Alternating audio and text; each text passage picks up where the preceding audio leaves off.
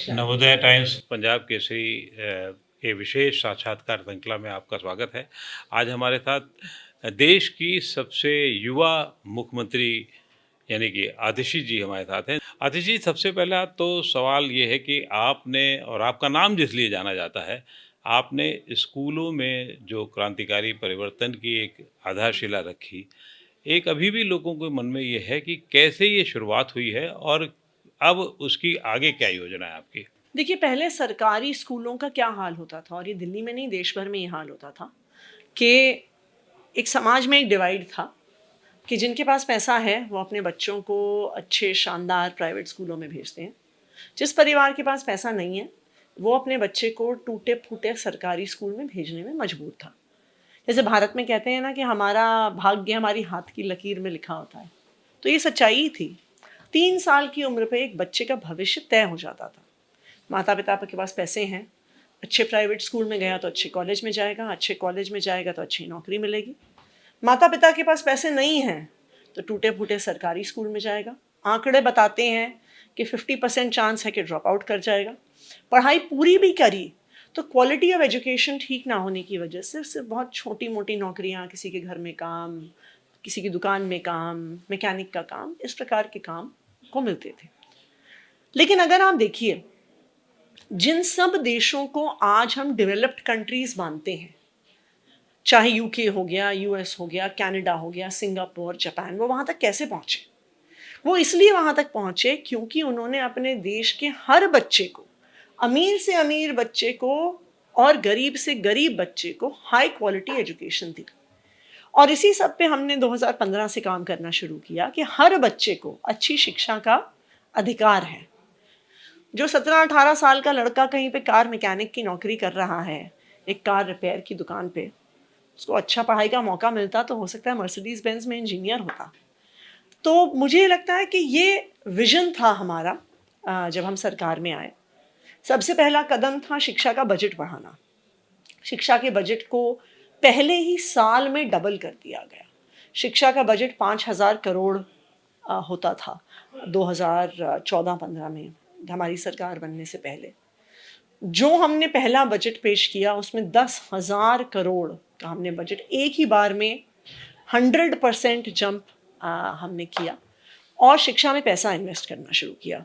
चाहे स्कूलों में साफ सफाई हो, चाहे नई बिल्डिंग बनाना हो, स्कूलों में कंप्यूटर लैब्स देना हो, चाहे टेबल कुर्सियाँ लाना हो, टीचरों को विदेश भेजना हो ट्रेनिंग के लिए, हमने हर संभव प्रयास best of the best education अपने स्कूल्स में देने का किया है। और इस प्रयास के अब नतीजे भी दिख रहे हैं। पिछले कई सालों से दिल्ली के सरकारी स्कूलों के 12th स्टैंडर्ड के नतीजे प्राइवेट स्कूलों से बेहतर आ रहे हैं। दिल्ली के सरकारी स्कूलों के बच्चे जेई और नीट का एग्ज़ाम क्लियर करके मेडिकल कॉलेजेस, इंजीनियरिंग कॉलेजेस में एडमिशन ले रहे हैं। दिल्ली एक इकलौता ऐसा राज्य है जहाँ पे पिछले कुछ सालों में 4 लाख से ज़्यादा बच्चों ने प्राइवेट स्कूल छोड़कर गवर्नमेंट स्कूल में एडमिशन लिया है, जबकि पूरे देश में उल्टा ट्रेंड है कि सरकारी स्कूल बंद हो रहे हैं। हम हर रोज़ पढ़ते हैं अखबार में कि जी गुजरात में 1,000 सरकारी स्कूल बंद हो गए, मध्य प्रदेश में 5,000 सरकारी स्कूल बंद हो गए, इस राज्य में इतने स्कूल बंद हो गए। लेकिन दिल्ली में आप पिछले 1.5-2 महीने के ही अखबार उठा के देख लीजिए, हर हफ्ते हम नया स्कूल खोल रहे होते हैं। तो दिल्ली में ये एक बहुत बड़ा चेंज आया है कि लोगों को सरकारी स्कूल के सिस्टम में कॉन्फिडेंस आया है। बिल्कुल सही कह रही हैं आप कि सरकारी स्कूल के सिस्टम में कॉन्फिडेंस आया है। 10 साल लगभग हो गए हैं इस प्रक्रिया को चलाते हुए। आप दिल्ली तक भी सीमित नहीं है, कई बार अन्य राज्यों की राजधानियों में जाते हैं, लोग प्रेरित हुए हैं। नॉर्थ ईस्ट में ख़ास तौर से मैं जानता हूँ कुछ काम हुआ है, उत्तर प्रदेश के कुछ ज़िलों में काम हुआ है। ये काम दिल्ली तक ही क्यों सीमित रह पा रहा है? सरकारों के साथ या आपसी जब बात होती होगी, क्योंकि ये बात जब उठी है तो सब जगह गई है, दूर तलक गई है ये बात। जब दूर तलक गई है तो वो बात लोगों ने बहुत आगे तक ले क्यों नहीं जा पा रहे हैं? क्या विज़न की कुछ कमी है या उनके दिशा कुछ और है और उस पे? पंजाब में तो हो रहा है। पंजाब में जहाँ पे आम आदमी पार्टी की सरकार है वहाँ पर भी स्कूलों पे एक बहुत बड़े स्तर पे फोकस हो रहा है। आप बेसिक इंफ्रास्ट्रक्चर देखिए, आज हर स्कूल में वहाँ पे डेस्क है, पीने का पानी है, बाउंड्री वॉल है, सब स्कूलों में टीचर्स हैं। तो ये चेंज हम पंजाब में भी देख रहे हैं। बाकी राज्यों में इसलिए नहीं हो पा रहा क्योंकि ये चेंज एक पॉलिटिकल विल का नतीजा है, नीयत का नतीजा है। आम आदमी पार्टी में स्कूल्स ठीक करने की, बच्चों को अच्छी शिक्षा देने की नीयत है, इसलिए हमने उसके तरीके निकाले हैं। ये कोई रॉकेट साइंस नहीं है। हमने क्या किया? हमने अच्छी बिल्डिंग बनाई, हमने स्कूलों में साफ सफाई की, हमने पीने का पानी दिया, हमने टॉयलेट साफ किए, हमने कंप्यूटर लैब दी, हमने टीचर्स को अच्छी ट्रेनिंग दी, हमने टीचर्स को सम्मान दिया। इसमें कोई रॉकेट साइंस नहीं है, ऐसा नहीं है और राज्य नहीं कर सकते, लेकिन उनकी नीयत नहीं है करने की। अगर वो करना चाहे तो ये बदलाव हर राज्य में संभव है। आतिशी जी, आप दिल्ली की मुख्यमंत्री हैं और दिल्ली विधानसभा चुनाव हो रहे हैं। आपने 11 साल सरकार चलाई है यहाँ पे और अब इस समय आप शासन संभाल रही हैं। इस समय क्या माहौल दिख रहा है आपको और किस तरह की स्थितियां बनती दिख रही हैं? देखिए, दिल्ली के लोग अरविंद केजरीवाल जी से प्यार करते हैं और दिल्ली के लोग जो काम आम आदमी पार्टी की सरकार ने 10 साल से किया है उससे खुश हैं। दिल्ली के आम इंसान की ज़िंदगी बदली है 10 साल में। वो महिलाएं जो घंटों घंटों अपनी झुग्गी, अपनी कच्ची कॉलोनी के बाहर पानी के कनस्तर लेके टैंकर का इंतज़ार करती थी, आज उनके घर घर तक पानी पहुंचा है। वो माता पिता जिनके पास जब इतने पैसे होते थे कि एक बच्चे को प्राइवेट स्कूल में भेज सकते हैं, जो अपनी बेटियों को सरकारी स्कूल में भेजती थी, जहाँ पे वो टीन टप्पर में पढ़ती थी, जहाँ पे पानी नहीं होता था, टॉयलेट गंदे होते थे, आज उनके बच्चों को अच्छी शिक्षा मिल रही है। आज वो महिलाएं जो 1000-1500 रुपये बचाने के लिए डॉक्टर के पास नहीं जाती थी, आज बेझिझक मोहल्ला क्लिनिक में अपना इलाज करवाने जा रही हैं। तो दिल्ली के आम लोगों की ज़िंदगी में परिवर्तन हुआ है और मुझे लगता है कि लोगों को ये बात अपने दिल में पता है। उनको पता है कि अगर दिल्ली वालों के लिए किसी एक नेता ने काम किया है तो वो अरविंद केजरीवाल जी ने किया है और इसलिए दिल्ली के लोग अपना वोट अरविंद केजरीवाल जी को ज़रूर देंगे। मैडम, आपने कहा कि एजुकेशन के सेक्टर में काफ़ी काम हुए हैं दिल्ली के अंदर। अब दिल्ली विधानसभा चुनाव हो रहा है 2025 से 2030 के लिए, ऐसा क्या कुछ आपके ड्रीम प्रोजेक्ट है जो आपको लगता है कि जब सरकार फिर से आएगी तो आप इन चीज़ों पर फोकस करेंगे? देखिए, जहाँ तक एजुकेशन की बात है, पिछले कुछ सालों में हम एंटरप्रेन्योरशिप पे बहुत अच्छा फोकस कर पाए हैं। हम एक एंटरप्रेन्योरशिप माइंडसेट करिकुलम हमारे स्कूलों में है, जिसके तहत हम एक बिजनेस ब्लास्टर्स करके कार्यक्रम चलाते हैं, जहाँ पे हर बच्चे को कुछ पैसे मिलते हैं बिजनेस में अपना हाथ साफ करने के लिए, और स्टूडेंट्स ने कई बहुत इंटरेस्टिंग प्रोजेक्ट्स किए भी हैं। अब हम इस एंटरप्रेन्योरशिप को एक बहुत बड़े स्केल में अपनी यूनिवर्सिटीज़ में लाना चाहते हैं। क्यों? क्योंकि आज आप देखिए, हमारे देश के सामने सबसे बड़ा चैलेंज अनएम्प्लॉयमेंट है। हमारे देश को नौकरियों की ज़रूरत है, लेकिन कोई जॉब क्रिएटर्स ही नहीं है। हर बच्चा स्कूल कॉलेज से बाहर निकल के एक सेफ सरकारी नौकरी करना चाहता है। तो हम ये चाहते हैं कि अगर हम अपने स्टूडेंट्स को एंटरप्रेन्योर्स बना सकें तो वो नौकरी ढूंढने वाले नहीं, नौकरी देने वाले बन सकते हैं। अब हमें इसमें स्कूलों में बहुत सक्सेस मिला है और मुझे ये पूरा भरोसा है कि अगर हम इसको कॉलेजेस में एक बड़े स्केल पे कर पाते हैं तो इसका दिल्ली की इकोनॉमी में आने वाले 15-20 साल में बहुत बड़ा इम्पैक्ट होगा। जैसे कि आपने कहा कि 15-20 साल बहुत लंबा समय होता है, खास तौर से रोजगार के लिहाज से दिल्ली में रोजगार की स्थितियों को लेके सवाल उठते रहे हैं। आपको क्या लगता है कि अन्य राज्यों की तुलना में ज़्यादा अच्छा तरीके से काम हो रहा है या अभी उसे और एस्केलेट करने की ज़रूरत है? देखिए, अन्य राज्यों की तुलना में तो दिल्ली में इकोनॉमिक एक्टिविटी ज़्यादा है जी। अन्य राज्यों की तुलना में दिल्ली में रोज़गार के अवसर भी ज़्यादा हैं, लेकिन दिल्ली सिर्फ कोई अन्य राज्य नहीं है। दिल्ली देश की राजधानी है और देश की राजधानी होने के नाते मैं मानती हूँ कि हमारे लिए एक ज़्यादा बड़ी चुनौती है। नहीं, हमें एक थॉट लीडर भी होना ज़रूरी है। हमने स्कूल्स पे काम किया। 10 साल पहले तक देश भर में ऐसी बात थी कि अब सरकारी स्कूल धीरे धीरे बंद हो जाएंगे, कि सरकारी स्कूलों को आप प्राइवेट कंपनियों को दे दीजिए चलाने के लिए, कॉरपोरेट्स को दे दीजिए, एक कूपन्स और वाउचर्स का सिस्टम ले आइए। तो 10 साल पहले पूरे देश में ऐसा मानना था कि सरकार स्कूल नहीं चला सकती है, लेकिन आम आदमी पार्टी ने, अरविंद केजरीवाल जी ने करके दिखाया। आज पूरे देश में उस बात का असर है। तो आम आदमी पार्टी की जो दिल्ली सरकार है, थॉट लीडर बनी। मोहल्ला क्लिनिक्स का मॉडल आज से दिल्ली में नहीं, देश में नहीं, दुनिया भर में उसकी चर्चा होती है। कोफी अन्नान उसे देखने आए, बान की मून उसे देखने आए, शिकागो टाइम्स स्टोरी करता है कि ऐसा primary health care system US में भी होना चाहिए। तो दिल्ली एक थॉट लीडर बना। तो मुझे ये लगता है कि जहाँ तक रोजगार की भी बात है, जहाँ पे एक शिफ्ट की बात है कि हम अपने यूथ को जॉब सीकर्स नहीं जॉब क्रिएटर्स बनाना चाहते हैं, मुझे लगता है कि दिल्ली इस थॉट लीडरशिप में भी सबसे आगे रहेगा। आतिश जी, आपने कहा थॉट लीडर के रूप में दिल्ली की पहचान है, दिल्ली गवर्नमेंट की पहचान है और इंटरनेशनल लेवल पे बातें हो रही हैं, लोग देखने आते हैं यहाँ का system, education system. Delhi government के सामने हर्डल भी बहुत है, जैसा कि सामने नजर आता है, चाहे वो सेंटर से हो चाहे वो फिर एलजी से हो। आप चूंकि सीएम की कुर्सी पे बैठी हैं, आपको इसका बहुत पर्सनल एक्सपीरियंस भी होगा, क्या कहेंगी इस चीज को?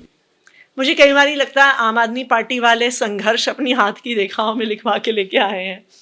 हर तरह का संघर्ष हमने देखा है, लेकिन मैं ये भी कहूँ, मैं आज बीजेपी के किसी भी स्टेट के चीफ मिनिस्टर को चैलेंज करती हूँ कि जो फुल स्टेट चलाते हैं और पूरी पावर के साथ चलाते हैं, दिल्ली सरकार ने, अरविंद केजरीवाल जी ने जो 10 साल में काम किया है, आप किसी एक सेक्टर में भी हमें टक्कर देके दिखा दो। आज दिल्ली इकलौता ऐसा राज्य है जहां पे 24 घंटे बिजली आती है। 52 डिग्रीज टेम्परेचर गया है इस बारी गर्मी में। फरीदाबाद, गाजियाबाद, नोएडा, ग्रेटर नोएडा, गुड़गांव, मैं यूपी हरियाणा के गांवों की बात नहीं कर रही हूँ, एनसीआर की बात कर रही हूँ, जहां पे 6-6, 8-8 घंटे के पावर कट लगते थे, लेकिन दिल्ली में 24 घंटे बिजली आई। आप सरकारी स्कूल की बात करिए। गुजरात के चुनाव से पहले प्रधानमंत्री जी अपनी एक एजुकेशन की स्कीम लॉन्च करने गए, उनको एक स्कूल नहीं मिला जहां पे वो बैठ के स्कीम को लॉन्च कर सकते थे। टेंट में एक स्कूल बनाया गया, कुछ क्लासरूम डेस्क वगैरह रखे गए, बच्चे बैठाए गए, जिनके साथ बैठ के प्रधानमंत्री जी ने स्कूल लॉन्च किया। आज आप मुझे एक ऐसा राज्य बता दीजिए जहां पे मोहल्ला क्लिनिक जैसा प्राइमरी हेल्थ केयर लोगों के वॉकिंग डिस्टेंस पे अवेलेबल है। हम रोज खबरों में पढ़ते हैं कि मध्य प्रदेश में, महाराष्ट्र में, किसी आदिवासी इलाके में कोई आदमी अपनी पत्नी को 25 किलोमीटर पीठ पे लाद के लेके गया एक बेसिक इलाज दिलवाने के लिए। लोग अपने गहने गिरवी रखते हैं, अपने घर गिरवी रख देते हैं सिर्फ एक बीमारी का इलाज करवाने के लिए। तो क्या कर लिया पूरी पावर के साथ भारतीय जनता पार्टी की सरकारों ने? क्या कर लिया उन्होंने बिना अड़चन के? आम आदमी पार्टी ने, अरविंद केजरीवाल जी ने लड़ के, झगड़ के, संघर्ष करके, हर मुश्किल का सामना करके दिल्ली वालों के लिए काम करके दिखाया है। एलजी साहब तो आपकी बहुत तारीफ करते हैं। तो मैं उम्मीद करूंगी कि मेरे काम की वजह से आम आदमी पार्टी को वोट देंगे इस बार। इस चुनाव में खास तौर से जब चुनाव की पूरी रंगत पे आ चुका है, तो आपको क्या लगता है कि क्या सबसे बड़ी चुनौती आम आदमी पार्टी के सामने है? जो हमारे सामने चुनाव लड़ रहे हैं उनके पास अनलिमिटेड रिसोर्सेज हैं, उनके पास केंद्र सरकार की सारी एजेंसीज हैं। वो चुनाव के बीचों बीच अरविंद केजरीवाल जी को प्रोसिक्यूशन सैंक्शन देते हैं, मनीष सिसोदिया जी को प्रोसिक्यूशन सैंक्शन देते हैं। उनके पास ऐसा लगता है पूरी इलेक्टोरल मशीनरी है कि प्रवेश वर्मा जी पैसे बांट रहे हैं, जूते बांट रहे हैं, गोल्ड चेन बांट रहे हैं, बेडशीट बांट रहे हैं, लेकिन उन पर कोई एक्शन नहीं हो रहा है। उनके पास इतनी मनी पावर है। आज आप कोई भी मीडियम उठा के देख लीजिए, आप सड़कों पे जाइए तो होर्डिंग्स देखिए, एफएम ऑन करिए तो एड्स देखिए, फोन खोलिए तो कोई भी वेबसाइट देखिए। मुझे लगता है कि जितना सारा पैसा हम पूरे चुनाव में खर्च करते हैं, भारतीय जनता पार्टी एक दिन में खर्च कर देती है। तो ये तो सच्चाई है कि जितना मनी पावर उनके पास है, जितना मसल पावर उनके पास है, वो आम आदमी पार्टी के पास नहीं है। ये तो है ही चैलेंज। पर मुझे ये लगता है कि हमारे पास अपने काम की ताकत है, और जो काम हमने किया है, जो दिल्ली वालों की जिंदगी में सुधार आया है, मुझे लगता है वो हमारी ताकत है। आप अपने मोहल्ला क्लिनिक की बात करते हैं, स्कूलों की बात करते हैं, बीजेपी आपके शीश महल की बात करती है, वो शराब मामले को उठा रही है। देखिए, मैं कहती तो हूँ भारतीय जनता पार्टी के पास, मैं यही तो कह रही थी, उनके पास देखिए, अब जब हम चुनाव में जा रहे हैं, हम 2 तरह की चीज़ों की बात कर रहे हैं। हमने 10 साल में क्या काम किया और हम आने वाले 5 साल में क्या काम करेंगे, यानी हमारा काम और हमारा विजन। भारतीय जनता पार्टी के पास ना काम है, ना उनके पास कोई विजन है। उनके पास एक ही काम है, सुबह एक प्रेस कॉन्फ्रेंस करके अरविंद केजरीवाल जी को गाली दो, दोपहर को दूसरी प्रेस कॉन्फ्रेंस करके आतिशी को गाली दो, फिर तीसरी प्रेस कॉन्फ्रेंस में फिर से अरविंद केजरीवाल जी को गाली दो, शाम को 6 बजे टीवी शो पे जाके अरविंद केजरीवाल जी को गाली दो। और करते क्या है वो? 10 साल में उन्होंने क्या काम किया है दिल्ली वालों के लिए? हम तो एक छोटी सी सरकार हैं, वो तो केंद्र सरकार में है। वो आंध्र प्रदेश को हजारों करोड़ का पैकेज देते हैं, बिहार को हजारों करोड़ का पैकेज देते हैं, और दिल्ली में 10 साल के बाद प्रधानमंत्री जी 3 कॉलेज का शिलान्यास करके गए हैं। वो भी शिलान्यास, उद्घाटन नहीं किया उन्होंने। आज तो पहला पत्थर रखा है, 2-3 साल में कॉलेज बनेगा, 2-3 साल में उसमें टीचर आएंगे। तो 10 साल में आपने दिल्ली वालों के लिए कोई काम ही नहीं किया, और ना ही आप कोई विजन सामने रख रहे हैं। आम आदमी पार्टी आके बता रही है कि आप हमें चुन के लेके आए तो हम महिलाओं के लिए ये करेंगे, हम स्टूडेंट्स के लिए ये करेंगे। तो हम अपना पूरा विजन रख रहे हैं हम अपना पूरा विजन रख रहे हैं। भारतीय जनता पार्टी क्या कर रही है? सुबह गाली, दोपहर को गाली, शाम को गाली, रात को गाली। तो ये वाला चुनाव बेसिकली 2 तरह की राजनीति में है, एक पढ़े लिखे काम करने वाले लोगों की राजनीति और एक गाली गलौज की राजनीति। आतिशी जी, आप महिला हैं और सीएम की कुर्सी पे बैठी हैं। पूरे देश में चर्चा हो रही है महिला सम्मान राशि योजना की। इसकी जरूरत क्यों पड़ी? देखिए, आप एक आम महिला की जिंदगी के बारे में सोचिए। जब से वो छोटी सी उम्र की होती है ना, किसी महिला को अपने छोटे छोटे खर्चे के लिए किसी ना किसी पुरुष के सामने हाथ फैलाना पड़ता है। जब छोटी होती हैं तो पिता के सामने हाथ फैलाती हैं, बड़ी हो जाती हैं तो पति के सामने हाथ फैलाती हैं, बुजुर्ग हो जाती हैं तो बेटे के सामने हाथ फैलाती हैं। किसी को भी हाथ फैलाना अच्छा नहीं लगता। तो अगर हम कहते हैं कि हम दिल्ली की महिलाओं के हाथ में 2100 रुपए की सम्मान राशि देंगे, तो उससे उनकी जिंदगी में जो आत्मसम्मान आता है, जो एक इंडिपेंडेंस आती है, मुझे लगता है कि यहाँ पर हम उसको इमेजिन नहीं कर सकते। ये जो तथाकथित बांटने की राजनीति का एक विस्तार हो रहा है, क्या स्टेट एक्सचेंजर पर निगाह जा रही है या नहीं जा रही है, तो क्या है? और जगह जब बड़े राज्यों में जाएगी तो उसका क्या नतीजा होगा? आप उसको किस बड़े स्तर पर देखते हैं? यहाँ पर दिल्ली में 2100 या 2500 दिया जाएगा तो क्या होगा? और यही अगर यूपी, पश्चिम बंगाल आदि राज्यों में होगा तो क्या होगा, स्टेट एक्सचेंजर को देखते हुए? दिल्ली देश की इकलौती सरकार है जो मुनाफे में चलती है। हम बिजली फ्री देते हैं, पानी फ्री देते हैं, अच्छे स्कूल में शिक्षा देते हैं, मोहल्ला क्लिनिक में इलाज फ्री देते हैं, बस यात्रा फ्री देते हैं, फिर भी मुनाफे की सरकार चलाते हैं। क्या करती है भारतीय जनता पार्टी अपने राज्यों में? वो अपनी जेब में पैसा डालते हैं, अपने उद्योगपति दोस्तों की जेब में लाखों करोड़ रुपया डालते हैं। क्योंकि हम ईमानदारी से सरकार चलाते हैं, हमने दिल्ली का राजस्व बढ़ाया है। 2014-15 में दिल्ली का टोटल बजट 30,000 करोड़ होता था। इस साल दिल्ली का बजट 77,000 करोड़ है, यानी 2.5 गुना इंक्रीज दिल्ली के बजट में हुआ है। जब दिल्ली को केंद्र सरकार से 1 रुपया नहीं मिलता, दिल्ली वाले 2 लाख करोड़ का इनकम टैक्स देते हैं, और केंद्र सरकार हमें उसमें से कितना हिस्सा देती है? 0। केंद्र सरकार से एक चवन्नी ना लेने के बावजूद भी अरविंद केजरीवाल जी की आम आदमी पार्टी की सरकार ने दिल्ली के लोगों को डिलीवर करके दिखाया है और एक मुनाफे की सरकार चला के दिखाई। रिपब्लिक डे नज़दीक है और ये चौथी बार है जब दिल्ली की झांकी इस में शामिल नहीं होगी, क्या कहना चाहेंगे आप?